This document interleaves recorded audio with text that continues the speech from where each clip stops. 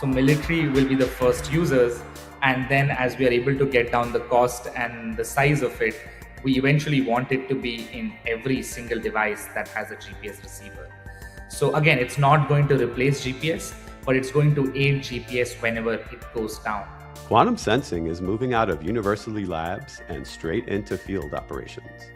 Trump's recent quantum executive order and over 1,500 daily GPS jamming attacks are forcing a shift towards spoof-proof navigation. And shrinking hardware could lead to quantum sensing replacing GPS in indoor spaces, subway tunnels, and dense urban canyons. Find out about the next era of global cartography and unhackable navigation in this episode of the Post-Quantum World. I'm your host, Konstantinos Karagiannis. I lead quantum computing services at Protiviti, where we're helping companies prepare for the benefits and threats of this exploding field. I hope you'll join each episode as we explore the technology and business impacts of this post-quantum era. Our guests today are from Dirac Labs. We have CEO Sanket Deshpande and COO Ashwarya Das. Guys, welcome to the show. Thank you for having us. Yeah, it's an exciting time right now. There's a lot going on, especially with the government. So I guess we'll dive right in. Sanket, so a lot of the mainstream policy talk has been hyper-focused on quantum computing and breaking encryption. And I'm big into PQC, so all that stuff. But there's also the other executive order that came out recently, 14413.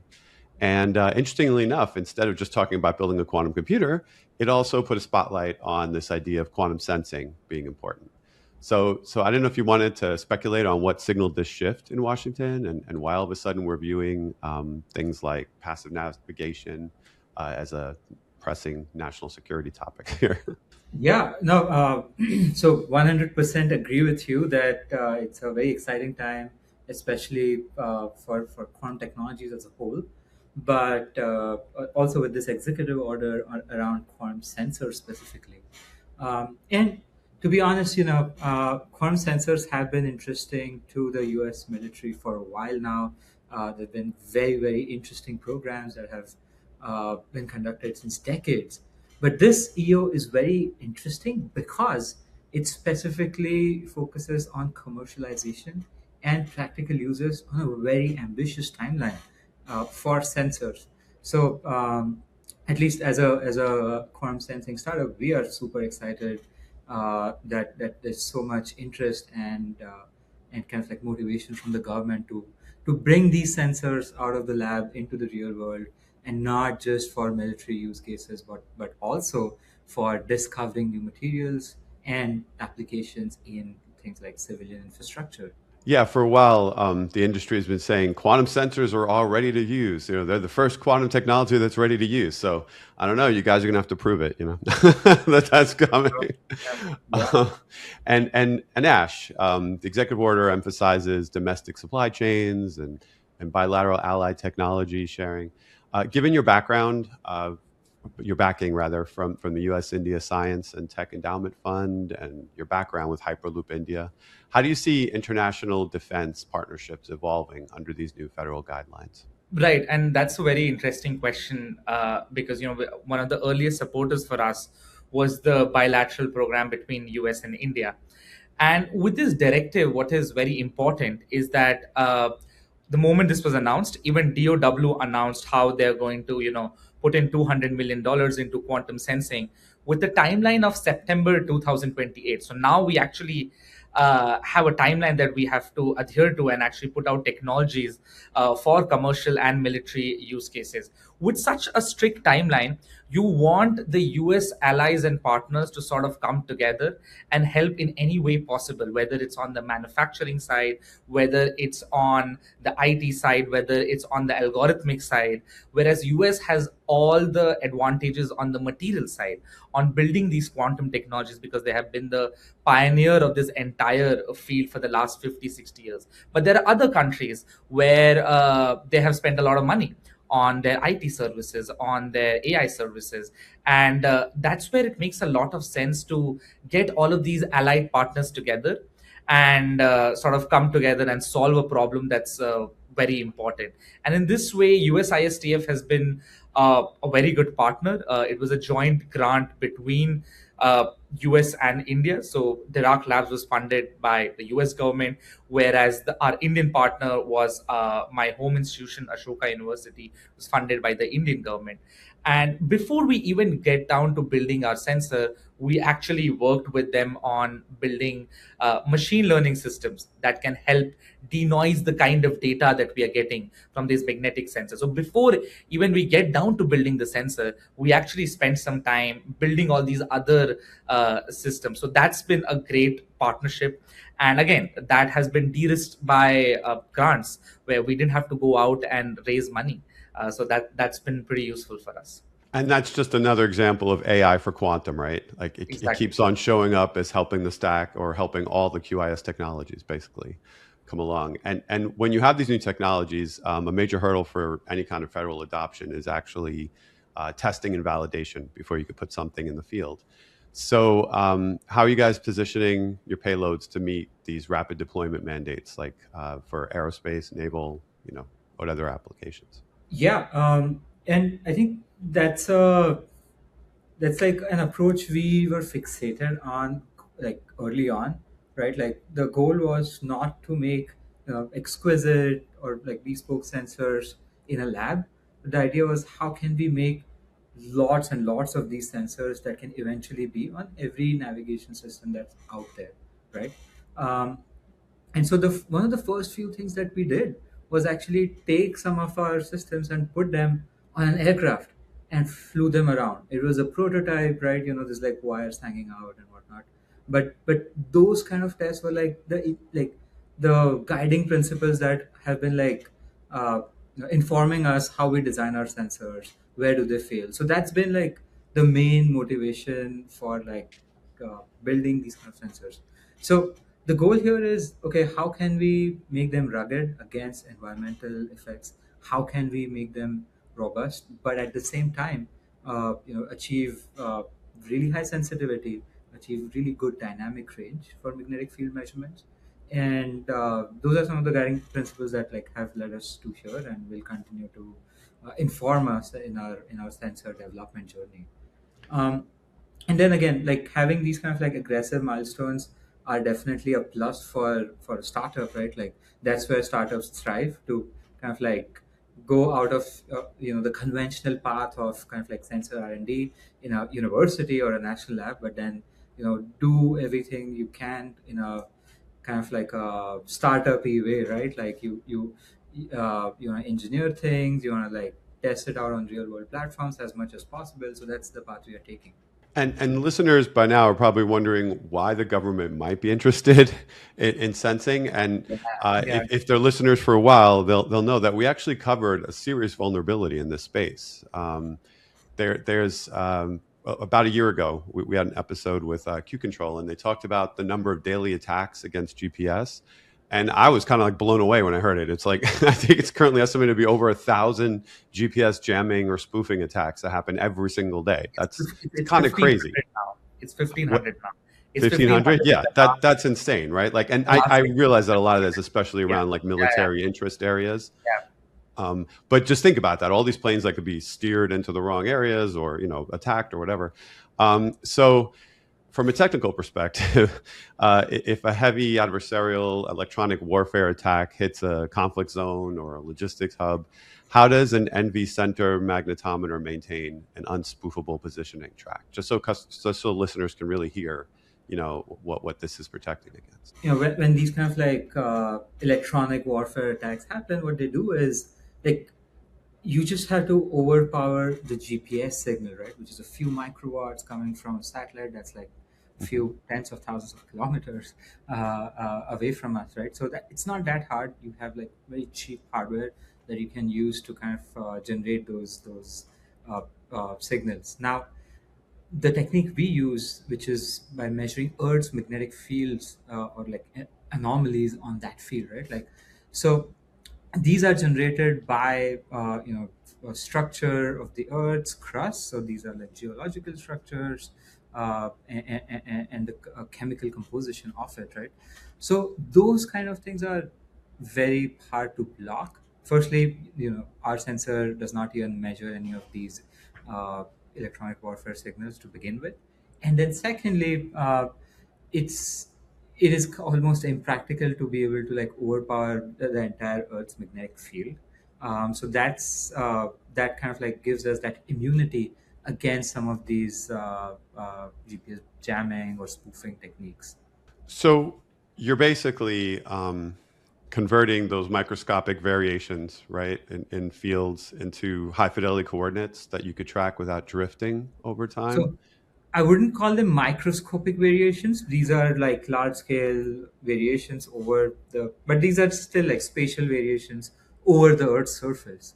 Mhm. So we kind of like measure them with high sensitivity and use them to kind of like guide our navigation systems. So is it AI then that's helping track that and make sure that it's usable information to Yeah, assist Yeah, you? yeah. So exactly. So we have built algorithms that specifically come in and denoise the excessive magnetic noise that's generated from the environment. Where if the sensor is on a platform, the kind of noises that come in are we basically have to take care with the help of our machine learning algorithms. They sort of denoise, then we sort of map match it to already known existing maps, and in areas where we don't have maps we use that to guide our navigation systems. So with the combination of map matching and inertial drift correction, which is guided by our machine learning algorithms, we can tell you exactly where you are. So we use a combination of these things, and that's how we enable navigation everywhere, even in areas where GPS doesn't work. So is this a crazy question, but are we literally creating a new map of like an unseen world? Is that what's happening? Um, just so so that's people can understand like how it translates. Yeah, so it does. I mean, it is a new kind of a map, Hmm. but very interestingly, various governments, various private entities have been creating and maintaining these kind of maps for decades and decades. It started with like interest in like subsurface exploration, be it minerals, be it oil and gas, but then eventually like understanding our planet better. And so there are like maps that are created literally on the ground by literally a human walking around with a sensor, and this is like long time ago, to like maps created by putting sensors on a satellite and having them updated every so often. So you have various kinds of maps that are available of our entire planet today. So that's a great asset for us to use. But then also on top of that, we are building our own bespoke maps and other modalities that help us then navigate even better. So there is a great starting point with existing maps for us, and then we'll only make it better with Better, our own exactly. technologies. So can this same technology then be used in reverse to help refine map areas, to identify things that are buried under the earth or something like that? Can it be swapped like that? Yeah, you want to Yeah, tell yeah, me yeah. Oh, for sure. So the same you so because what we are essentially building is a very sensitive magnetometer that Hmm. can measure high variations in the Earth's magnetic field.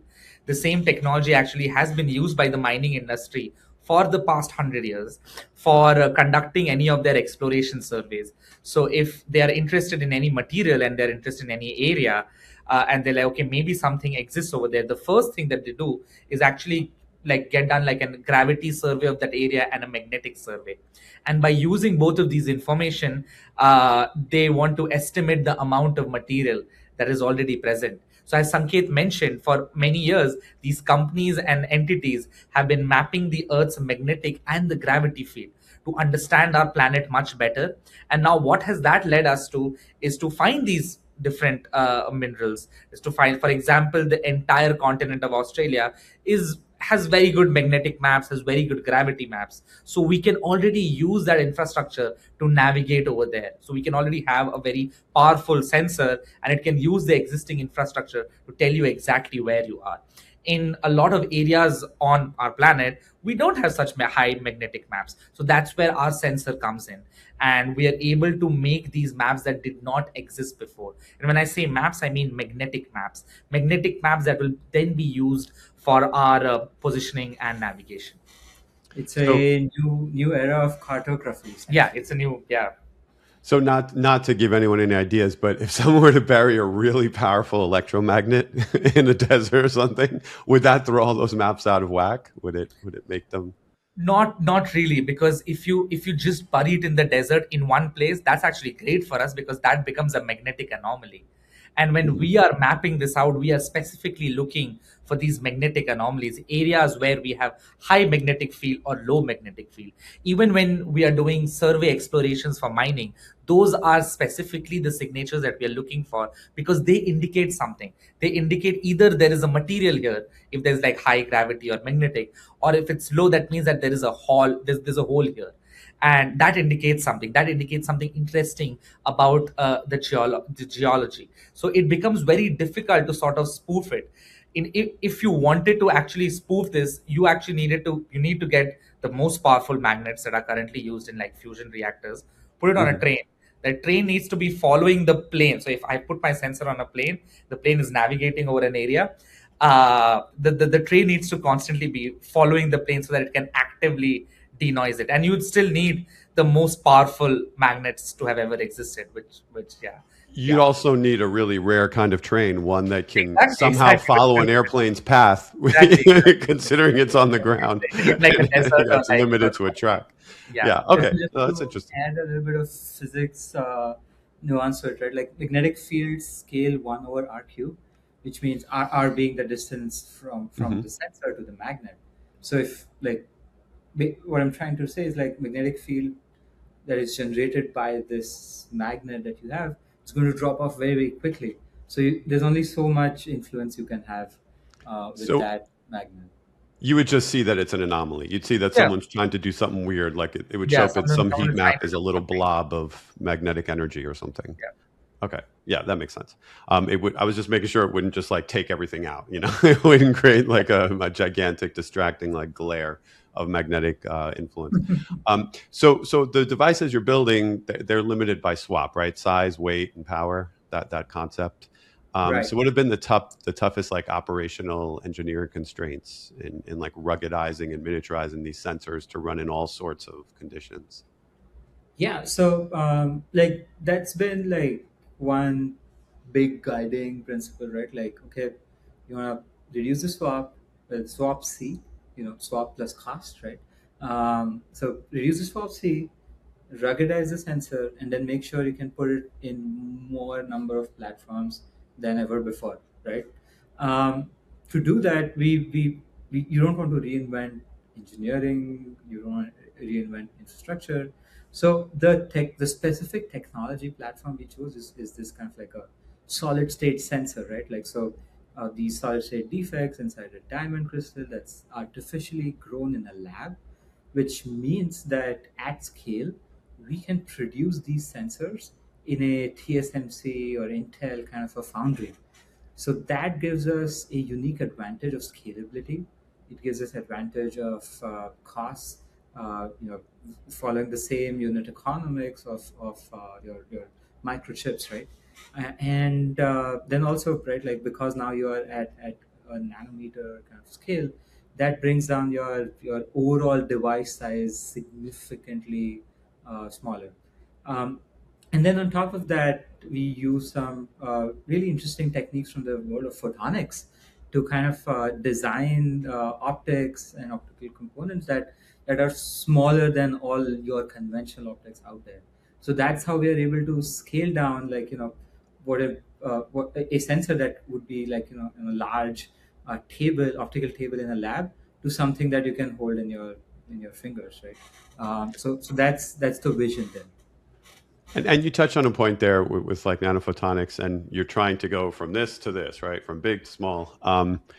Is that's to give you some kind of performance edge, some kind of market edge with this push, and everyone sort of having all eyes now on sensing and what they can do to compete.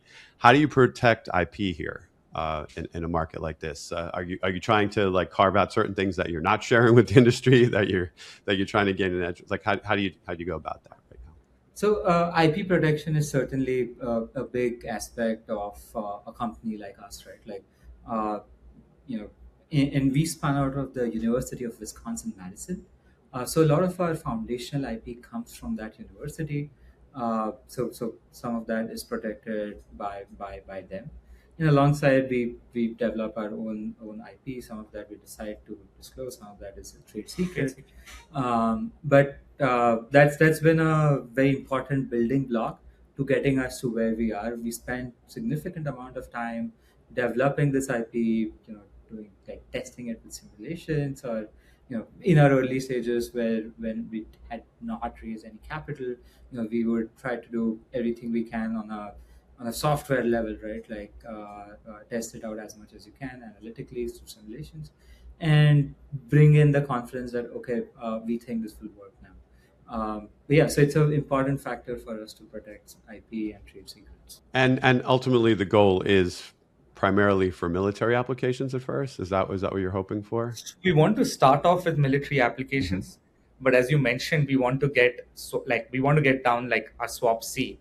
So military will be the first users, and Hmm. then as we are able to get down the cost and the size of it, we eventually want it to be in every single device that has a GPS receiver.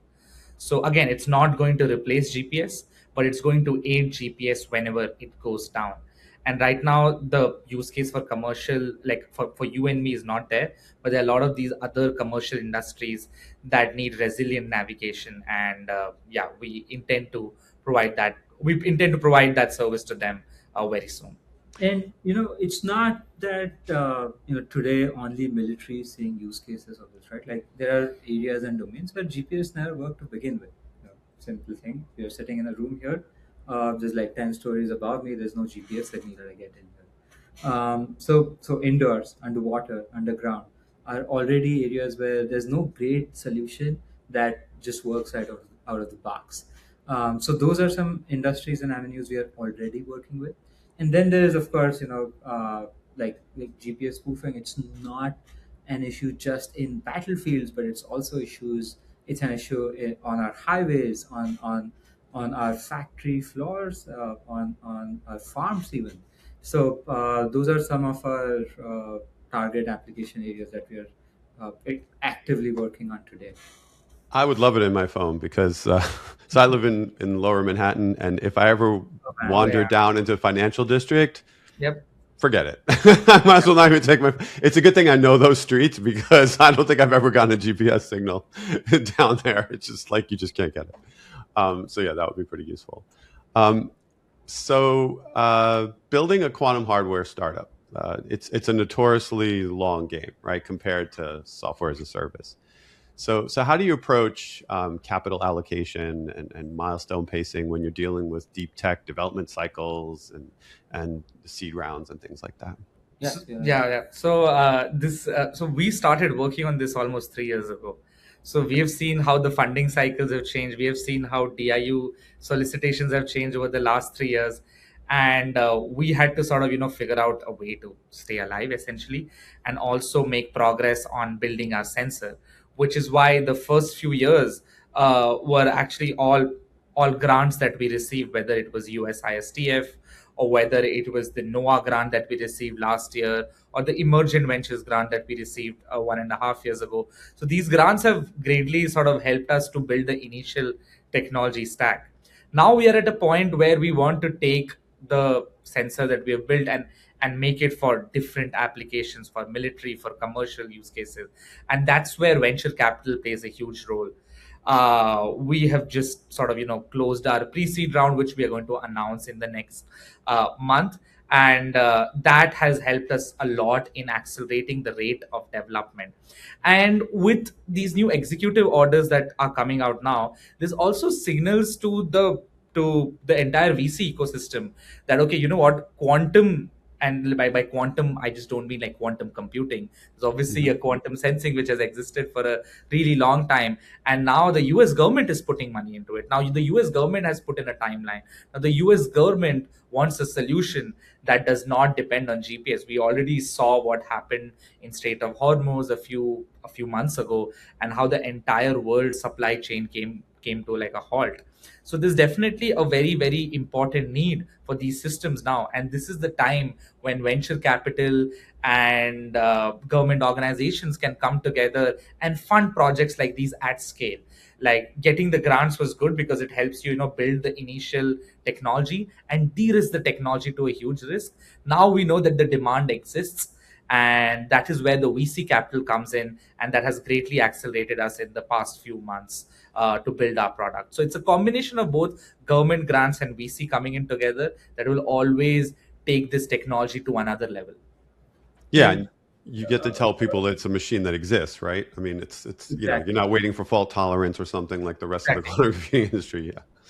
And also, like, just the way we have seen this with so many technologies before, but like, there's always that translation path from a university or a national lab to a commercial product, right? Like, so we're quite lucky to have partners like the University of Wisconsin Madison, where we are able to get expert like scientific advice, but also access to tools and resources that really help us do some of our technical de-risking.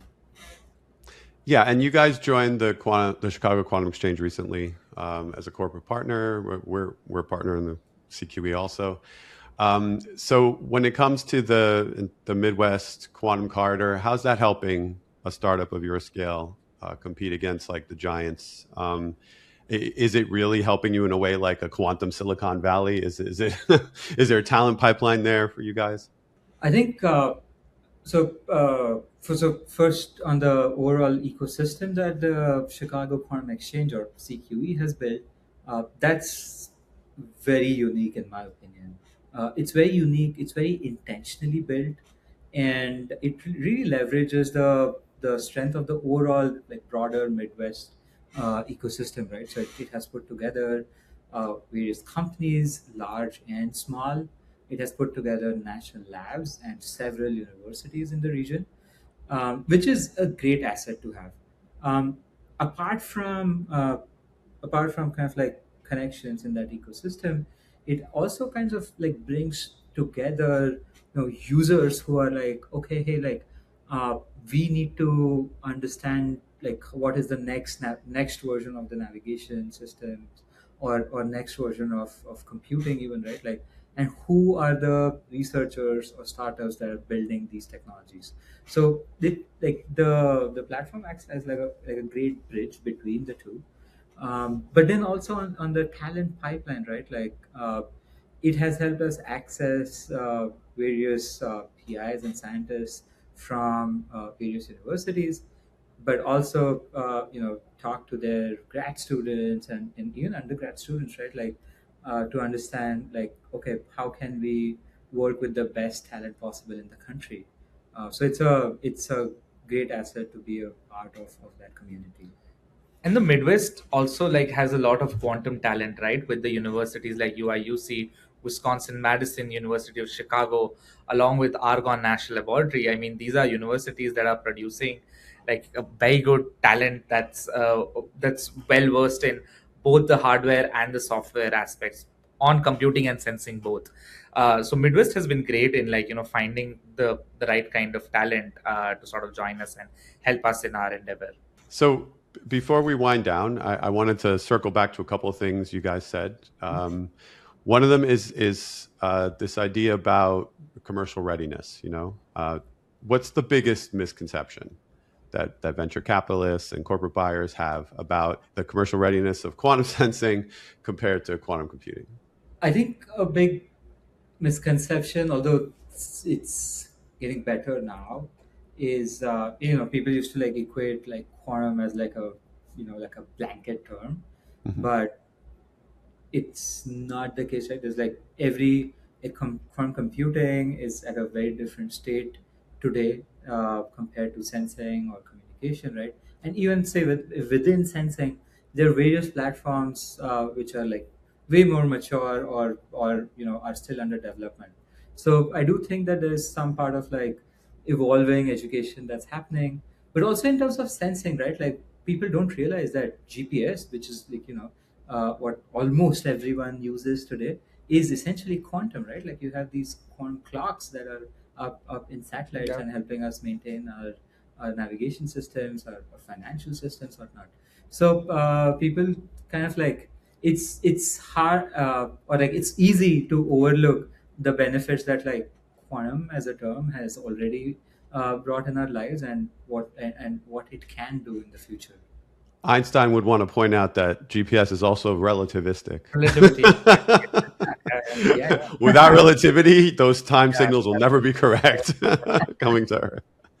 And speaking of time, looking ahead over this next, let's say, 18 to 24 months to kind of meet those timelines specified in the EOs, when do you see the earliest non-military breakout being? Like, do you have a specific one of those use cases that like Ash hinted at earlier? Like when you're in big buildings or whatever too. Do you have any idea of what the first non-military application might be for you guys? So I think it's going to be for like indoor navigation. That's a Mm-hmm. big use case that we are seeing, and there's a lot of companies that want to use this technology. Indoor, as you know, GPS doesn't reach there, but Mm-hmm. in an indoor setting, you can have very rich magnetic diverse environments, which are great for us because those are essentially anomalies that our sensor can detect and then use that for navigation. So I think indoor navigation, whether it's operating in a large factory, whether it's operating in a shopping mall, or it's operating in a large subway where GPS just doesn't like receive, like you can just cannot receive any kind of GPS. I think that's where the first commercial breakout will definitely be in indoor navigation, and then from there you'll have like commercial outdoor navigation and like specific places where this will be used. Yeah, I think indoor navigation is the one where a lot of these FMCG companies, a lot of these manufacturing companies do need solution. A lot of airports right now want these solution, that they have something that's already there. So I think we are quite close to seeing a solution over there in the next 6 months. If I had to break out, I would assume a year. I think in a year we'll see a lot of these indoor navigation solutions very, very cheap. Yeah, and that's going to be very exciting. Yeah, it sounds like an untapped market. I mean, I was going to say the sky's the limit, but I think I want to say that the Earth is the limit. Exactly. It seems to be what we're dealing with here. With that, I'll thank you guys for joining, and I'll let you go. Thank you so much for Thank you so having much, us. Constantine. Yeah. That does it for this episode. Thanks to Sanket Deshpande and Ashwarya Das for joining us to discuss Dirac Labs. And thank you for listening. If you enjoyed the show, please subscribe to Protivity's The Post-Quantum World, and maybe leave a review to help others find us. Be sure to follow me on all socials at Constant Hacker. That's Constant with a K, Hacker. You'll find links there to what we're doing in quantum computing services at Protivity. You can also DM me questions or suggestions for what you'd like to hear on the show. For more information on our quantum services, check out Protivity.com or follow Protivity Tech on X and LinkedIn. Until next time, be kind and stay quantum curious.